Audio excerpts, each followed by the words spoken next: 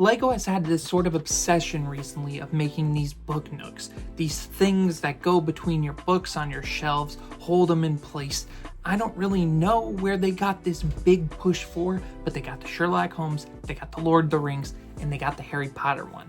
I don't know how long this one's been revealed, but it only came across my feed today, and I'm not gonna lie, I like it. I'm normally not a big Harry Potter guy, but this Station 9 3/4 is a very, very cool looking build. As you can see from the first image that we get with the box, they make it so you can display it in two different ways. One where the books are between it. It kind of makes it where it's almost like if you get the books and put them between it, it makes the train just look longer, like you're just obscuring a part of the track. And then as I'm looking at it, you get a bunch of cool little things. You get the Ron, you get the Harry, you get the owl, you get the rat, and then you get these really cool smoke pieces that go on the top of the train, which I have never seen before. I don't know if they're new to this set.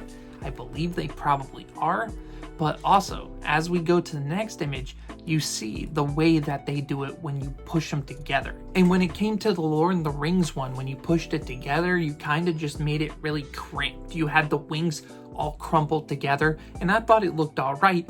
But this, the way the tracks look, where one train is going one way, the other train is going the other way, and the fact that there's a little bit of space right up in the front to put the figures, this looks great. If I were to get it, I'd display it like this, because then on top of that, you get the sticker detailing on the side of a wanted poster of the 9 3/4 clock, some quotes on the top, but then it also just has the whole subway station roofing on top of it. It makes it feel enclosed like the actual station. And I thought that was just such a cool display idea. And of course, in other images, you get the other sticker detailing the jelly beans, the luggage with the HP on it. And I'm assuming the bodies on these figures are exclusive to this set, because those are also very nice jacket and flannel pieces. And then in the next image, you can see that they actually fit the figures into the train, which I honestly thought wouldn't be possible with how skinny the design was, but the fact that they managed to at least make it a little bit playable, I like that. The one thing I'm not the hugest fan of though is that $99.99 price point.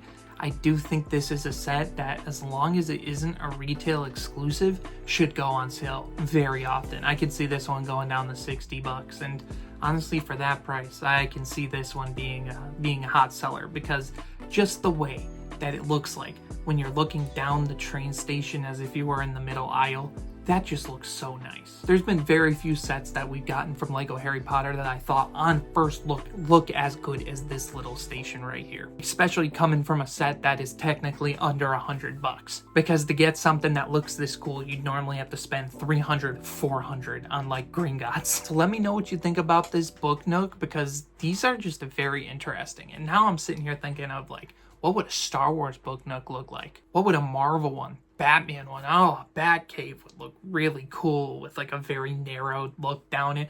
I know LEGO is just going to start dropping these. So what do you think about the fact that this is just like a new sort of sub theme that LEGO's dropping us? And with that, I'll see you next time. Peace.